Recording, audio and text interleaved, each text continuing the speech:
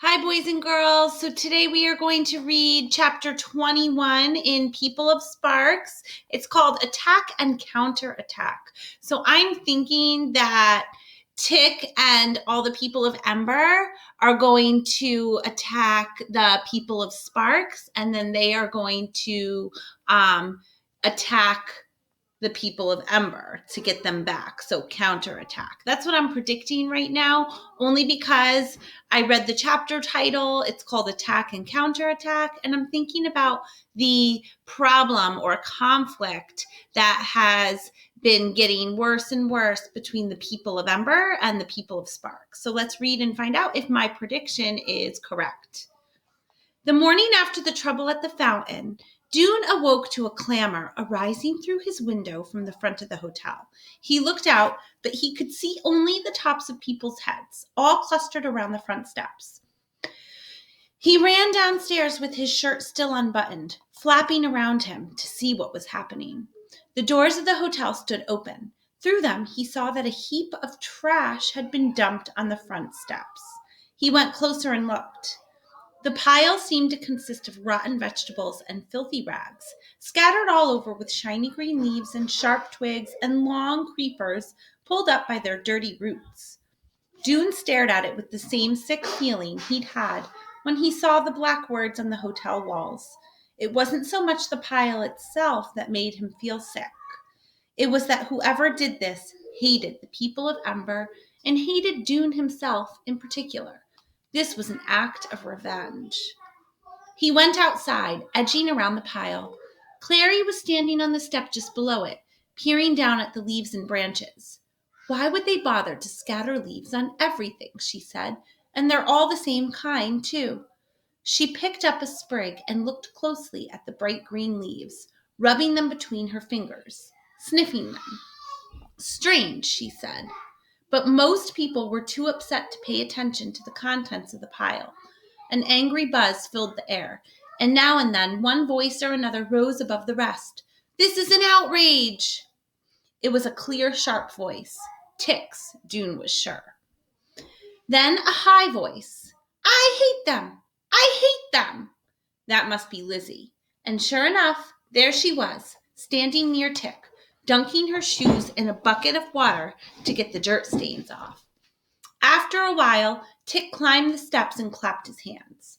"All right, everyone," he called. "We've been attacked again, and this is worse than the first time.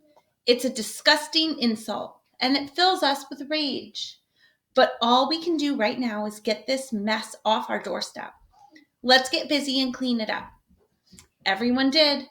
They picked up armloads of leafy vines and carried them away. They shoved the garbage down onto the ground and kicked it into the bushes. They brought buckets of water up from the river and sloshed them over the steps until everything was more or less clean. Tick supervised all this, calling out directions, though he didn't do any of the actual work himself, Dune noticed. "Doesn't want to get his clothes dirty," thought Dune, rather grumpily. When the cleanup was done, people stood around and argued. Some were for marching down to the town that very minute, confronting the town leaders and demanding that the vandals be punished. Other people said no. It wasn't good to cause trouble. It would just make everything more unpleasant. And anyway, it wasn't the whole village that was against them. Only some of them. "But which ones?" someone yelled. "And how do we stop them? They have to be stopped." "I'm tired of being blamed and punished," cried someone else. "I'm tired of being starved." "And what about winter?" someone yelled. The word had spread, and people had added this to their list of grievances. "Are we going to just sit here and take this treatment? No, no, no." Dune could see Tick moving through the crowd, bending to speak into the ear of one person and then another. As people listened, their eyes narrowed and their lips tightened, and they turned to Tick and nodded. The shouting died down after a while because people couldn't agree on a course of action. If they didn't go to work, they wouldn't get any lunch. So most of them went back to their ordinary routines. They washed their hands and faces in the river, they ate what remained in their parcels for breakfast, and they headed up the road toward the village. Dune and his father went too, though Dune went reluctantly. "Father," he said, This is the third time they've attacked us. Don't you think we have to do something?" "What do you propose to do?" his father said. "I don't know," said Dune, "but we have to do something. We can't just let ourselves be trampled, can we?" "Son," said Dune's father, "I don't know the answer. We're in a tough situation here." He clasped his hands behind his back and walked for a while, looking down at the road. It does seem that something is called for," he said finally. "The trouble is that violence just leads to more violence. So I don't know." Dune's team was assigned to the cornfield that day. He and his father spent hours on their knees, yanking prickly weeds out of the ground. Dune's arm itched. He kept having to stop and scratch it. Was a mosquito biting him? He scratched and scratched again. It felt like 50 mosquito bites, not one. He had them on his other arm, too. Both arms itched like crazy.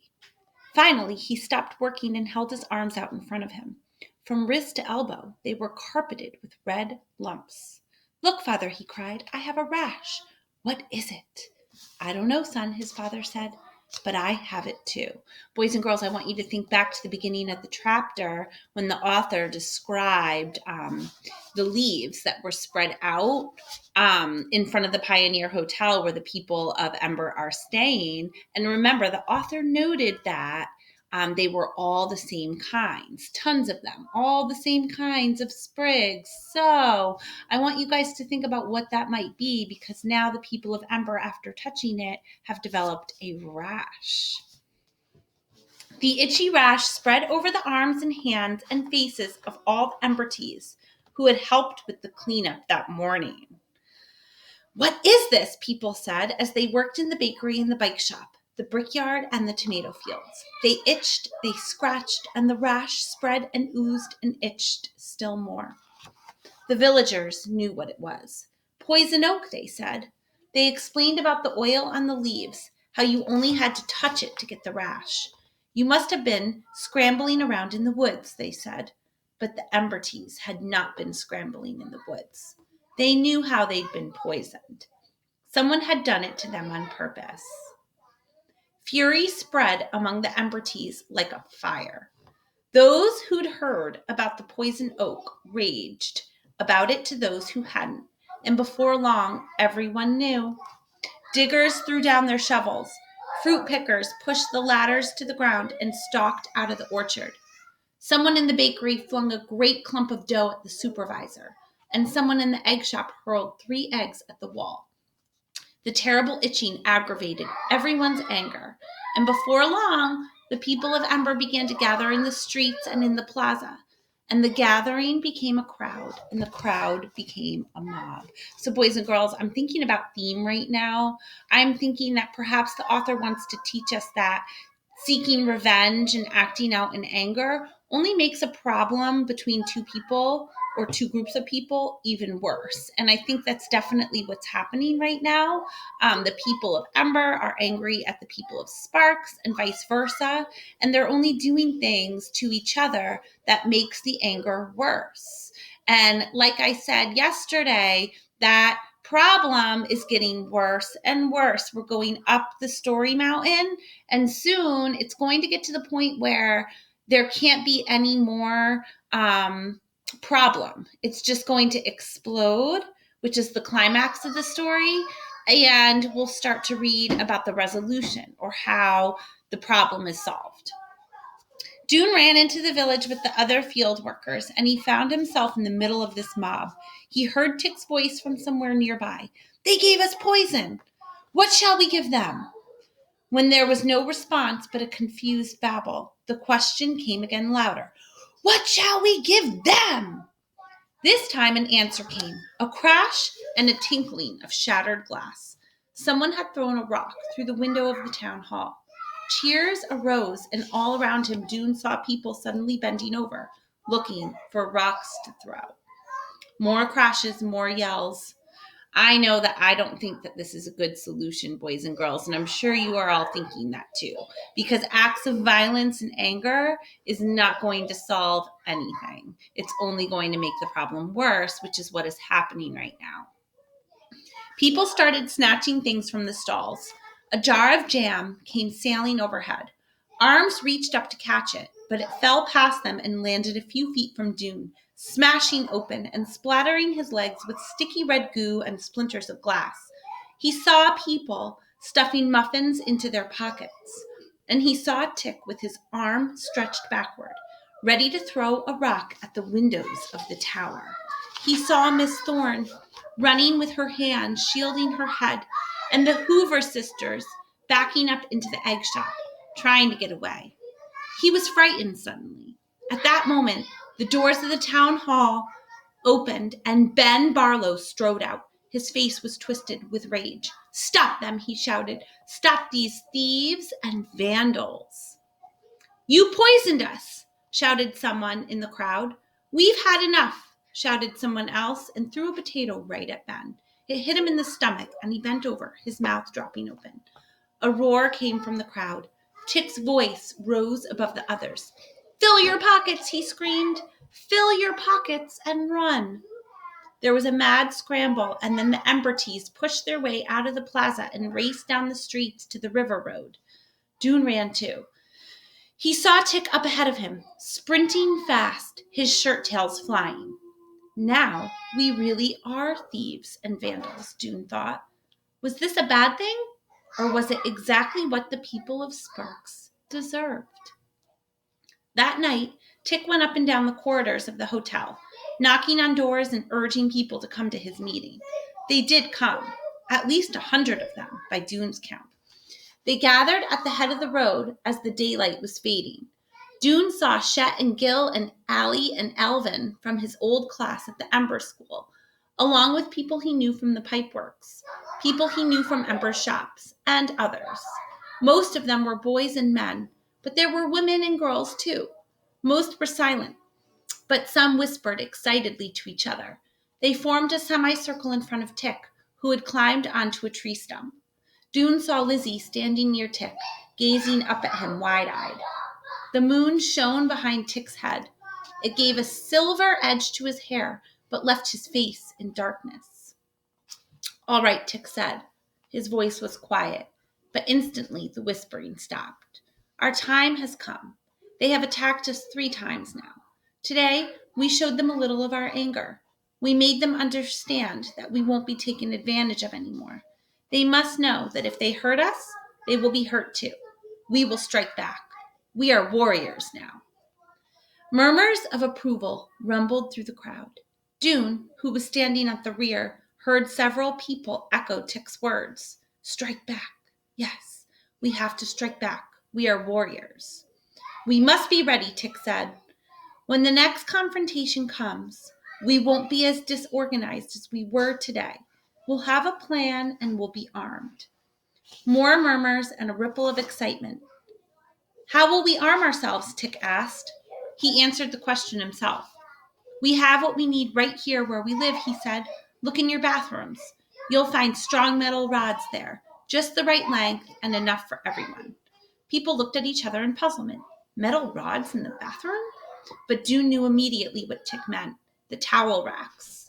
Take them off the wall and you have a sturdy weapon that could do real damage. Bruise soft flesh, even break hard bone. Tick waited until the word was passed through the crowd and everyone understood about the weapons in the bathrooms. Then he said, "There are other ways to arm yourself too. Did you bring a knife with you from Ember?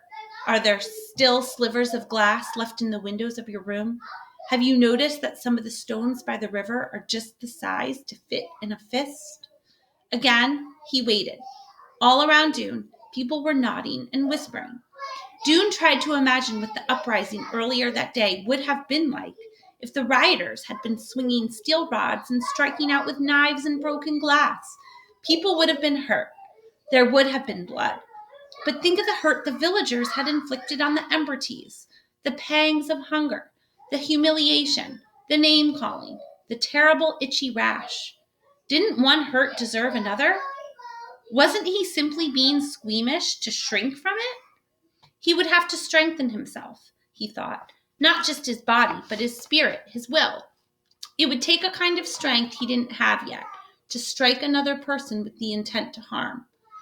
Tick was bending forward now and speaking in a softer voice. People shushed each other and listened. Go back now and sleep, my warriors, Tick said. In the next day, prepare your weapons, prepare your will. Remember how you felt when you saw those ugly words scrawled on our walls.